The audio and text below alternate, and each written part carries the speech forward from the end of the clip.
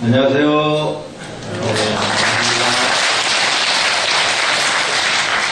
오늘은 성도제일입니다. 음력으로 12월 8일이라고 하고 나벌 8일이라고 이렇게 합니다.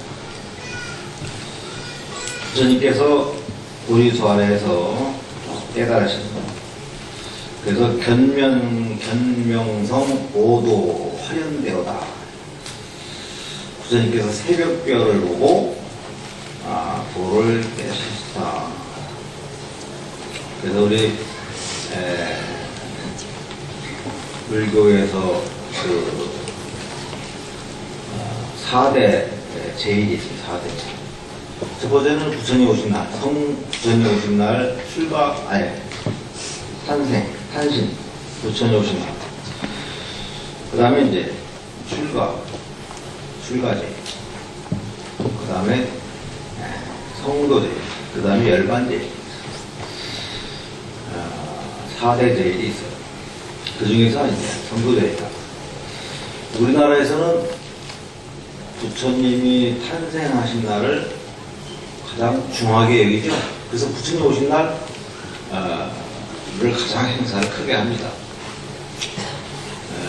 근데 저기 어떤 나라에서는 오늘 같은 성도제를 가장 크게 하셔요. 그래서 나라에 따라서 조금씩 다르긴 하겠지만은, 근데 성도제일이 있음으로 인해서, 즉 부처님께서 성불을 함으로 인해서 불교가 있었다 라고 할 정도로 부처님의 성도가 없었으면은 불교라고 하는 것은 없었다. 그만큼 이 성불이라고 하는 것 그 자체는 바로 불교의 생명입니다. 부처님 하면 무슨 말이에요? 부처님 하면 붓다의 준말이 붓다. 붓다란 무슨 말인지 아세요? 깨달은 분이다. 그만큼 불교의 가장 궁극적인 목표가 바로 깨달음이에요. 부처님이 깨달음이 없었다. 그러면 바로 불교도 없었다. 그래서 이제 여기 이제 법화경 방편품에 보면 이런 얘기가 있어요. 사리부자 어찌하여 부처님 세조는 다만 일대사 인연으로 이 세상에 출연한다고 말하느니, 부처님께서는 중생으로 하여금 부처님의 지견을 열어 청정케 하려고 세상에 출연하며, 중생에게 부처님의 지견을 보여주려고 세상에 출연하며, 중생으로 하여금 부처님의 지견을 깨닫게 하려고 출연하며, 중생으로 하여금 지견의 도에 들어가게 하려고 세상에 출연하느니라. 그래서 부처님께서 이 세상에 오신 것은 바로 일대사 인연으로, 즉 계시 오입이다. 부처님께서 지견을 열어보이시고 또 보이시고 또 스스로 깨달으시고 또 깨달음의 세계로 들어가게 하셨다. 이게 바로 부처님께서 이 세상에 오신 참뜻이다. 이렇게 보면 됩니다. 그래서 깨달음을 얻으신 성도제일이야말로 그야말로 지금의 이 불교가 있게 된 원인이었고 시작이 아니었나 이렇게 봅니다. 우리는 이제 보통 부처님 탄생하신 날을 이렇게 굉장히 중하게 여기시고 한데, 부처님께서 이 세상에 탄생하신 것도 또한 큰 의미를 두겠지만은, 그러나 성불을 하셨기 때문에 이 세상에 오셔서도 부단한 노력으로 성불을 하셨기 때문에 바로 불교가 증개있는 것이 아닌가. 그래서 붓다란 말 그 자체도 바로 깨달음이다. 깨달은 분이다. 그만큼 네, 성도제일은 굉장히 중요한 날입니다. 그래서 우리도 부처님처럼 본받아서, 좀 전에 우리 참불가 우리도 부처님처럼 이렇게 불렀죠. 그러니까 그렇게 부처님처럼 본받아서 일주일 동안 부처님께서 보리수아래에서 깨달으신 것은 일주일 동안 못하니까 우리는 어젯밤에 용맹경전 하루 했어요. 제가. 부처님께서는 이렇게 그 수행의 한 과정을 간단하게 살펴보면 6년간의 치열한 고행을 통해서 그 고행으로서는 이 깨달음을 얻을 수 없다라고 판단해서 보리수 아래에서 이렇게 앉으셔서 용맹경전을 하셨어요. 처음 보리수 아래에서 앉았을 때 각오를 어떻게 말씀하셨나 하면은, 여기 이 자리에서 내 몸은 말라버려도 좋다. 가죽과 뼈와 살이 없어도 좋다. 어느 세상에서도 얻기 어려운 저 깨달음에 이르기까지 이 자리에서 죽어도 결코 일어서지 않으리자. 이런 각오를 이제 하시고 보리수나무에 앉으셨어요. 그래서 7일째가 되는 날을 새벽에 별을 보시고 호련히 깨달으셨다. 보면은 이제 그 깨달음에 보면은 마왕 파순의 항복을 받았다, 이렇게 이 경전에 나오죠. 마왕 파순이 격렬한 방해가 있었다, 이런 얘기가 나옵니다. 이런 마왕 파순의 그런 방해는 바로 내면의 갈등이다, 이렇게 봅니다. 내면의 갈등, 바깥 경계의 어떤 방해가 아니라 스스로 안의 갈등이다. 그래서 마왕 파순의 8가지 그 군대는 깨달음을 위해 극복해야 할 인간의 8가지 장애를 이렇게 의미를 한 겁니다. 그 첫 번째는 탐욕이에요. 탐욕의 가장 큰 장애죠. 그 다음에 둘째는 혐오며, 셋째는 기갈이요, 넷째는 애착이다. 다섯째는 권태와 수면이요, 여섯째는 공포요, 일곱 번째는 의욕이며, 여덟 번째는 거치애와 고집이다. 이런 자기의 안에 있는 그런 장애, 이것을 극복했다, 이렇게 하는 겁니다. 마왕 파순이 있으면 마왕처럼 이렇게 험악하게 생긴 사람이 이렇게 부처님의 깨달음을 방해한 것이 아니라 부처님의 우리 중생 모두한테 가지고 있는 그런 탐욕, 혐오, 기갈, 애착, 그 다음에 권태와 수면, 공포, 의욕, 거치애, 고집, 이런 것들이 내면의 이런 적들이 바로 부처님한테, 또 수행자들한테는 가장 큰 장애물이다, 마울이다, 이렇게 보는 겁니다. 그래서 그러한 것들을 모두 다 물리치시고 화련대오를 하셨다, 깨달으셨다. 부처님께서는 그러면은 7일간의 정진으로만 깨달으셨냐? 그런 건 아니에요. 부처님께서는 전생부터 오랫동안 수많은 수행과 고행과 또 그 공덕을 통해서 깨달으셨습니다. 이 생에만 보더라도 부처님께서는 처음 출가하셔서 그때 당시에 스승으로부터 다른 데로 명상을 배웁니다. 근데 그 명상은 이제 그 명상에 들 때는 너무나 행복해. 너무나 좋아. 그러나 명상에 깨고 나니까 공포와 애착과 집착 이런 것들이 중생집이 그대로 드러나는 거예요. 또 수행을 위해서 이렇게 명상을 하면 바로 또 다시 이제 무한한 행복에 들어가고 명상에 깨어나면 그대로.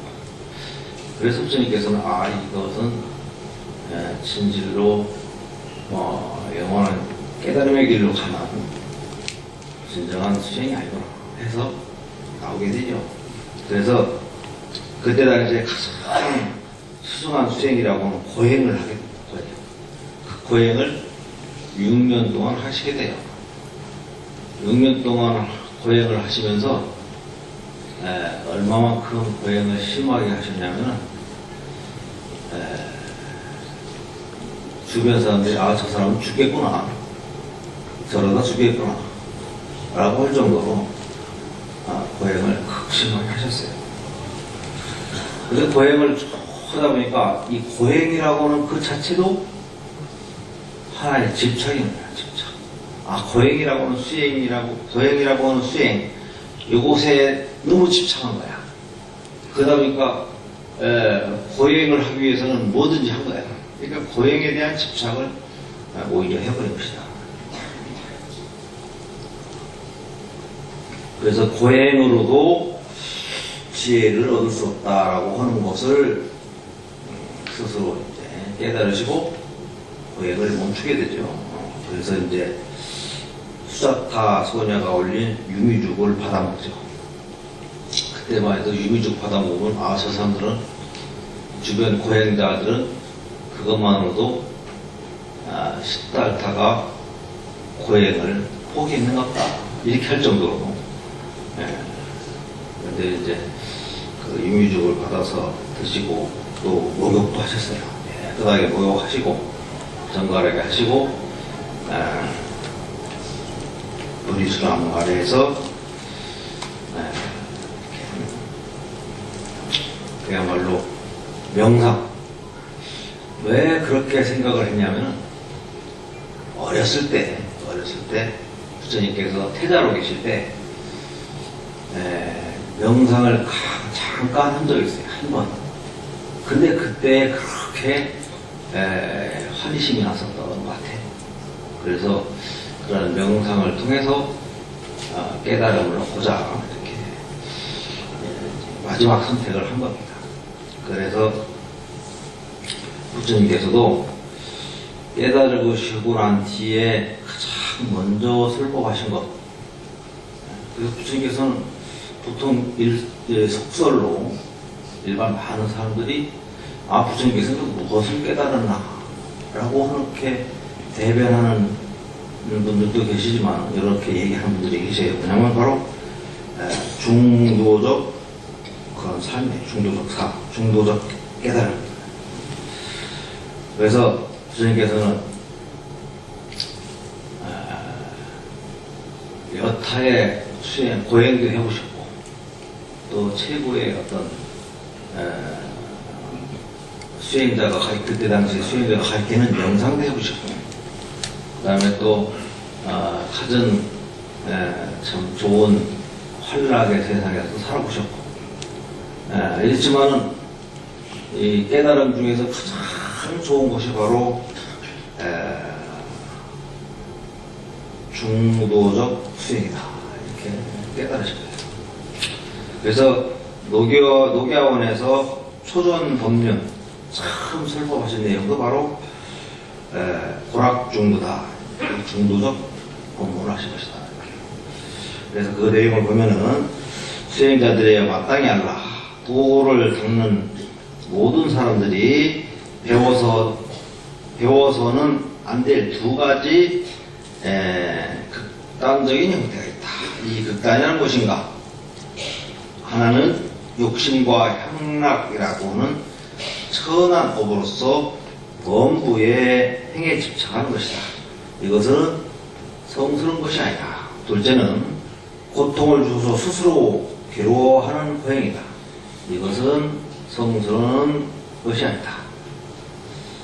수행자들이요, 이 두 가지 치우친 행을 버리고 중도를 취하면 밝음을 이루고 지혜를 이루며 정을 정치하여 자제를 얻고 지혜로 나아가고 깨달음으로 나아가고 열반으로 나아가게 된다.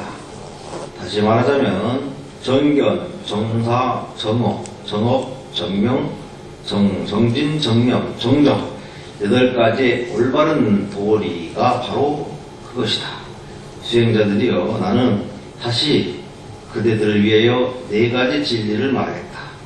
그대들을 잘 들을지어다. 그것은 고제와 집제와 멸제와 도제, 즉 사성제의 진리다. 이렇게 이제 부처님께서는 깨닫고 난 뒤에 초전 법륜의 말씀이에요. 당신 스스로가 수행의 여러 가지 방편을 나름대로 스스로 체득을 했잖아요. 고행도 여러 가지 고행이 있어요. 굽는 고행, 스스로 자기 머리 털을 뽑는 수행이 있다. 털 뽑는 수행. 그리고 거꾸로 매달려 있는 수행. 뭐 여러 가지 가진 고통을 다 이렇게 스스로 체험하는 고행을 다 해보셨어요. 근데 그런 고행으로는 또 여러 가지 다른 명상도 해보셨고, 그러한 것으로서는 절대 수행에 영원한 깨달음을 얻을 수 없다라고 하는 것을 아시고, 중도적 수행으로 인해서 깨달으셨다.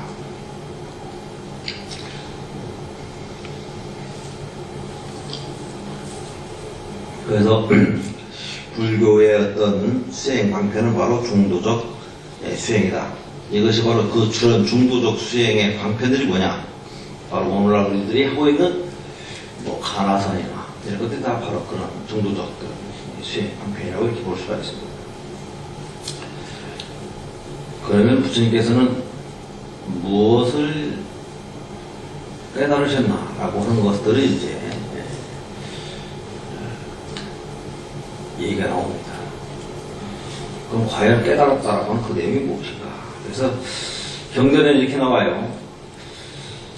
부처님께서는 사성제 또는 12연계를 깨달았다. 이렇게 말씀이 나옵니다. 비구들이요, 이 4가지 고귀한 진리, 사성제에 대해 있는 그대로 암과 봄이 나에게 아주 분명하지 않았다면 나는 천신, 마라, 범천, 사문, 바라문, 인간, 천인의 세계에 위없는 완전한 깨달음을 얻었다고 공언하지 않았을 것이다. 하지만 교들이여, 이 4가지 고귀한 진리에 대해서 있는 그대로 암과 봄이 나에게 아주 분명하게 되었기 때문에 나는 천신, 마라, 범천, 사문, 바라문, 인간, 천인세계에 위없는 완전한 깨달음을 얻었다고 공언했다. 이렇게. 그리고 또 한 가지는 12연계에서 이제 순차적으로 이렇게 말씀을 하십니다. 이것이 있기 때문에 저것이 있고, 이것이 일어나기 때문에 저것이 일어난다. 즉 무명을 인하여 무명으로 인해서 뭐 여러 가지 형태가 이렇게 있다라고 해서 쭉 12연기를 나열해서 얘기를 하죠. 그래서 결국은 이제 그런 것이 바로 괴로움의 원천이 되는 것이다. 이렇게 해서 12연기를 이렇게 나열해서 말씀을 하십니다. 그렇기 때문에 곧 사성제와 12연기가 부처님이 깨달은 것이다. 이렇게 말씀하시는 분도 계세요. 그런데 부처님께서 말씀하신 12연기와 사성제는 초기 경전에는 다 12연기, 사성제, 중도 그래서 무엇이 있다라고 이렇게 나와요. 근데 금강계가 어때요? 금강계. 여러분들 금강경 보시죠? 금강경에는 한 개도 없다. 그죠? 없다고. 부처님께서 내가 말한 것, 내가 이렇게 지금까지 말한 모든 말은 다 하나도 없다라고 이렇게 표현해요. 없는 것은 없어. 그리고 초기 경전에는 다 이렇게 있는 것으로 표현했어요. 그리고 이제 말기에는 다 없는 것으로, 공한 것으로서 이렇게 표현을 합니다. 이 차이는 뭐냐? 처음부터 금강경을 많은 사람들에게 설했다면은 일반 많은 대중들이 부처님을 약간 이상한 사람으로 보지 않았을까. 그래서 부처님께서는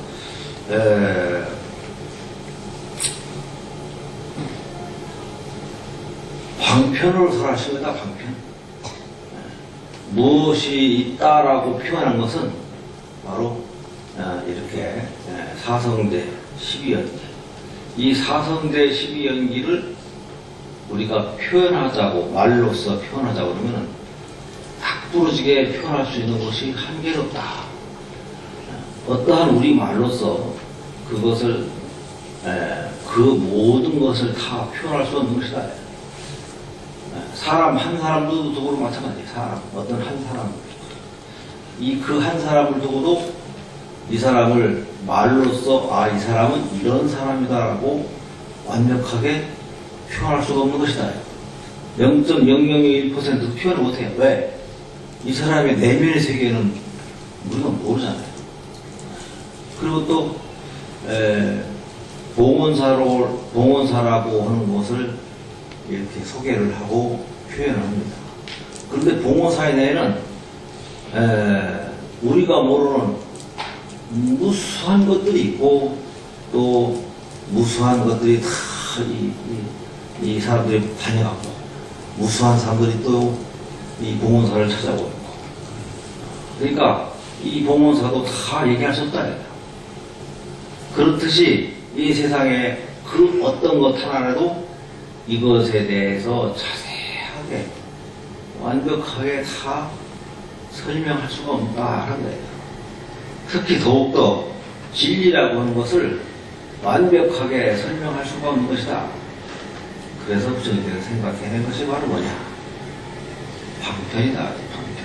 그래서 불교는 바로 방편설이다. 부처님께서 초기 경전의 대부분은 바로 방편설이에요. 부처님께서 제일 먼저 설했다는 경전이 뭔지 아세요? 화엄경이에요. 화엄경. 바로 화엄의 세계, 진리의 세계, 진리의 세계를 누구한테 설했느냐? 대중한테 설한 게 아니에요. 깨닫고 나서 스스로 설한 거야. 화엄의 진리의 세계를 탁 설했어요. 그 화엄의 세계는 그야말로 아무도 알아들 수 없는 그런 말이에요. 그래서 부처님께서 스스로 생각하실 이러한 것들을 누가 알아들을까? 과연 내가 이러한 말들을 이렇게 얘기를 하게 되면은 일반의 많은 사람들이 다 알아들을까? 부처님께서는 잠시 고뇌를 했어요. 그래서 과연 내가 이렇게 이런 대중들한테 이런 얘기를 해가지고 오히려 이상한 사람을 듣지 않을까 하는 그런 고뇌를 좀 했습니다. 그렇게 해서 생각하는 것이 바로 방편설이에요. 이러한 것들을 이렇게 맞춰서 이렇게 설명을 하게 되면 좀 이해를 가겠구나. 그래서 이제 후반기에 들어서는 부처님께서 이제는 제자들과 많은 사람들이 알아들만 하겠구나 라고 해서 나온 것이 바로 반야경이에요. 공의 도리를 설명한 것이 바로 반야경이다. 그래서 이제는 진정한 진리의 세계를 설명해도 되겠다라고 한 것이 바로 반야경이에요. 그래서 부처님께서는 그래서 대자대비 하신 부처님께서 양족존이라고 그래요. 양족존. 부처님께서 양족존이다. 지혜와 자비 또는 지혜와 방편을 갖추신 분이다. 그래서 부처님께서는 깨달으신 경전을 다양한 방편으로 우리에게 알려주고 있다. 그래서 아함경 보면은, 그래서 이제 초기 경전은 아함경이에요. 아함경 보면은 이야기 형식이에요. 이야기 형식. 예를 들어서 유치원생들도 쉽게 알아들 수 있는 그런 이야기 형식으로 이렇게 나옵니다. 그리고 또 예를 들어서 항상 이렇게 나옵니다. 그 아함경이 바로 초기 때 이렇게 말씀하신 겁니다. 그게 바로 그 아함경 그 자체가 바로 방편설이다 이렇게 보시면 됩니다.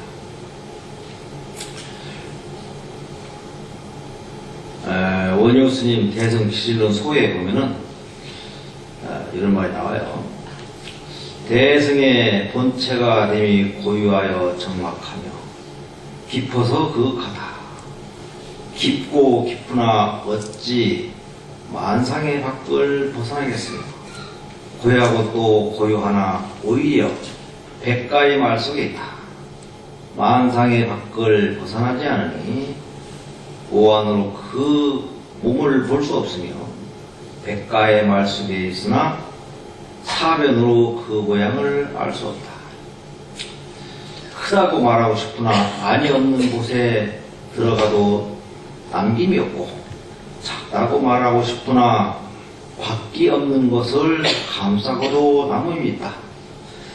유로서 이끌려고 하나 지녀도 이를 써서 공하고 무에 두려고 하나 만물이 이를 타고 생기니 무엇이라고 말해야 될지 몰라 억지로 이름하여 대승이라 한다.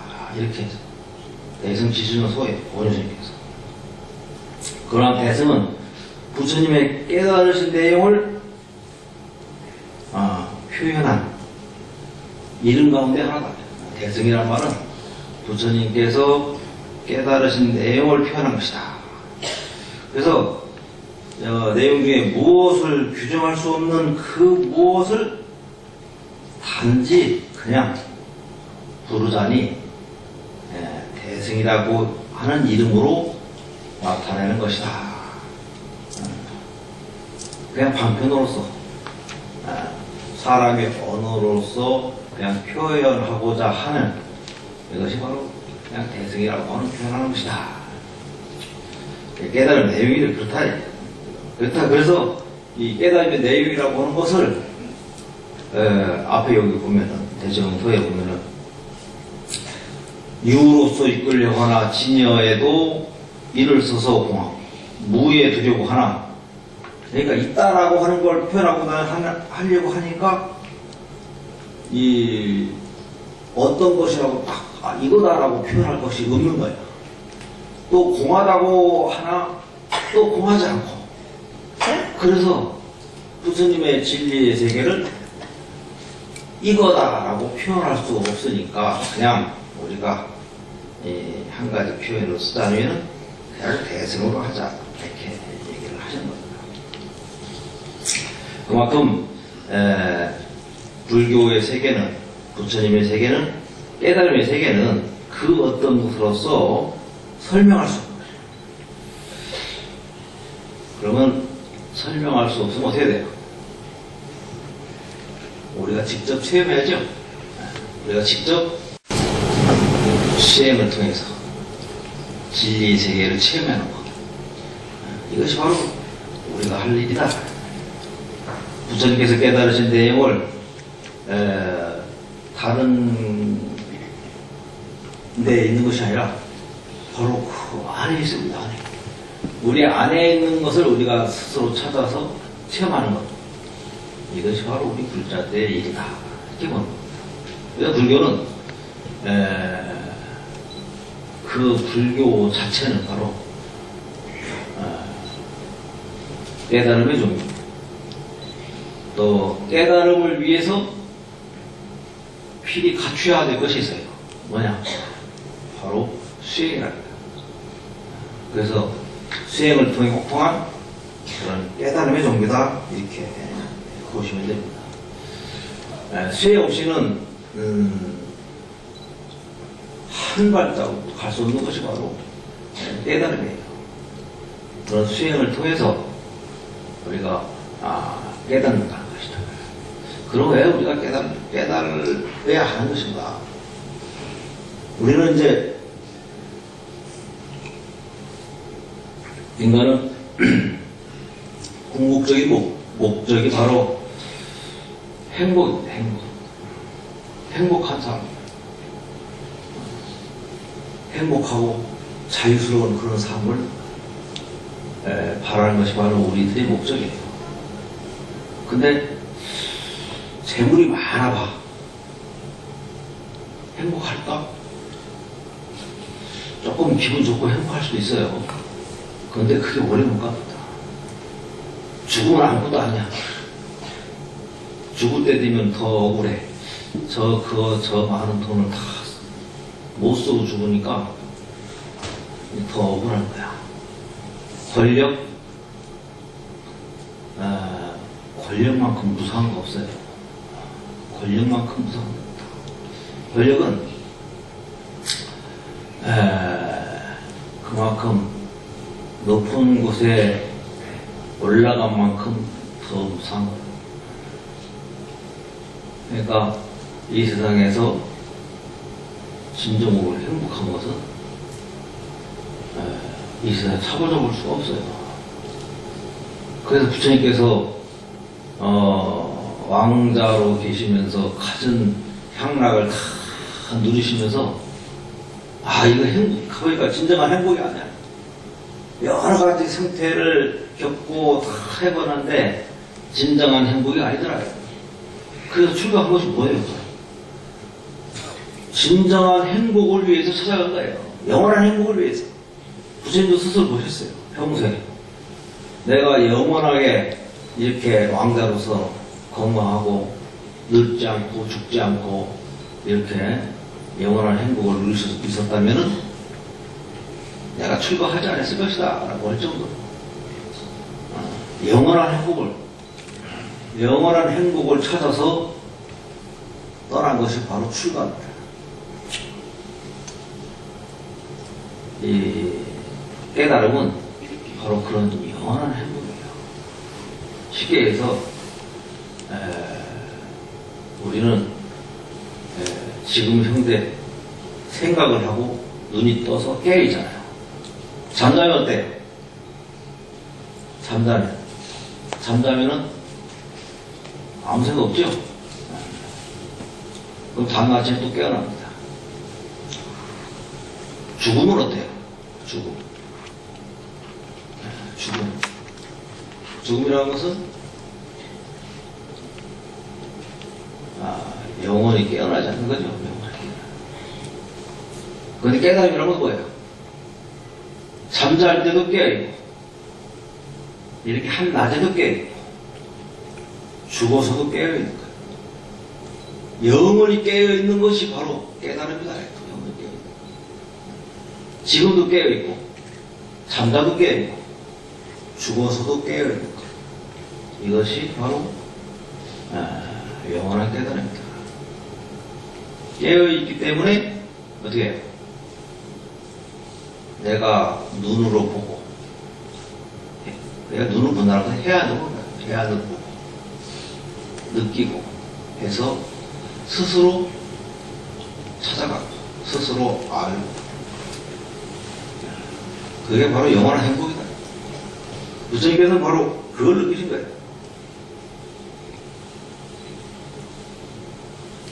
그렇기 때문에 불교는 바로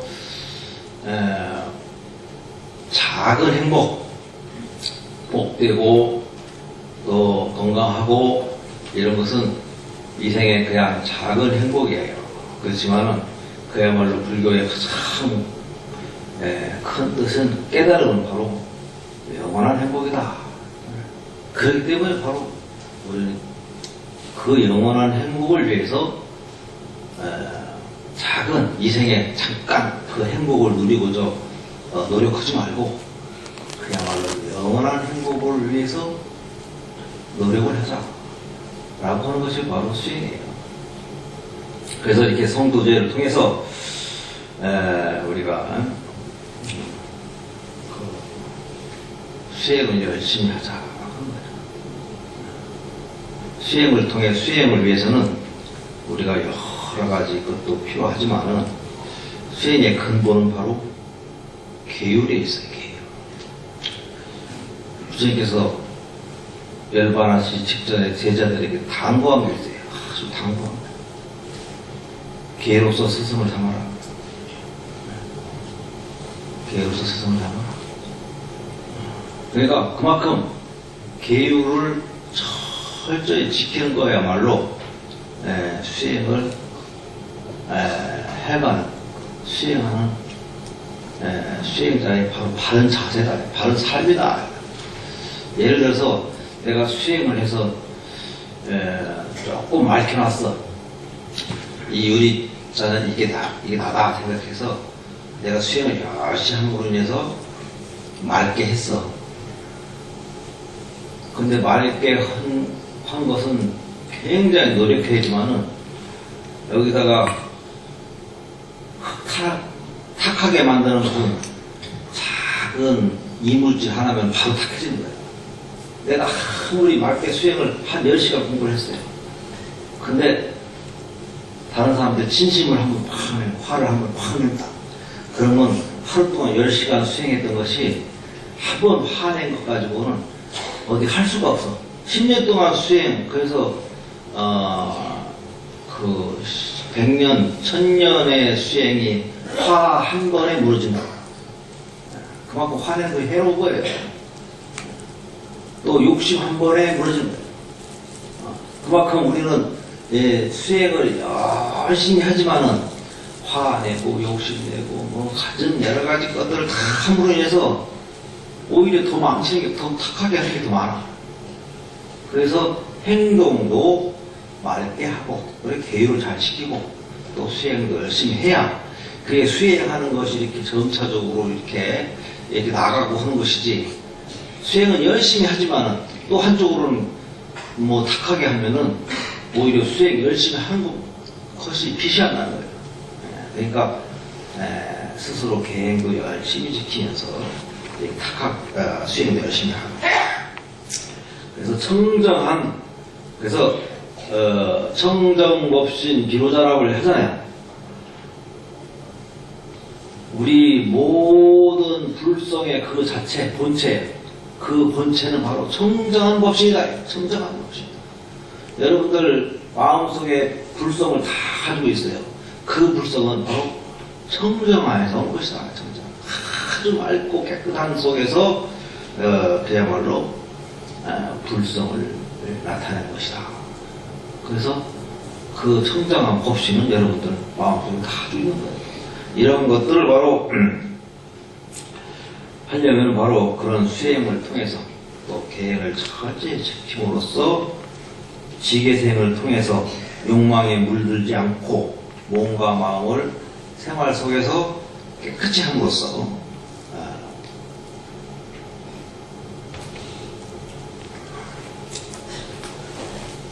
또 수행을 통해서